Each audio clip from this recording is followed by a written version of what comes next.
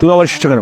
আমার কোনো পরিবার নেই, বাবা মা নেই। তো আমার বাবা মা মারা যাওয়ার আগে আমাকে খুব ভালোভাবে শিখিয়ে গেছে যে মুরব্বীদের দোয়া ছাড়া শুভ কাজ সম্ভব না। আপনি আপনার মেয়ের জন্য সবচেয়ে ভালোটা চিন্তা করবেন, এটাই স্বাভাবিক। আপনার মেয়েও আপনাকে যথেষ্ট শ্রদ্ধা করে, সম্মান করে। এই কারণে সুযোগ থাকা সত্ত্বেও সে কোনো ভুল সিদ্ধান্ত নেয়নি। আমি ওকে আমার সর্বস্বটা দিয়ে ভালোবাসি। আরাফ একটা মিথ্যা কথা বলেছে যে ওর কোনো পরিবার নাই। আরাফ আমার ভাই, আমার বাবা ওরও বাবা। আরাফের মতো সম্পর্কের মূল্য আর কেউ বুঝে না। বাবা, তুমি কাছে কিছু চেয়ে পাইনি এমনটা কখনো পাই। আজ আমি আমার সর্বস্ব দিয়ে আলোকে চাই।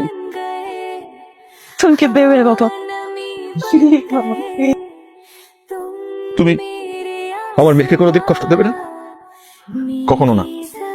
ওকে ছেড়ে কোথাও যাবে না? যাবো না, প্রমিস করো।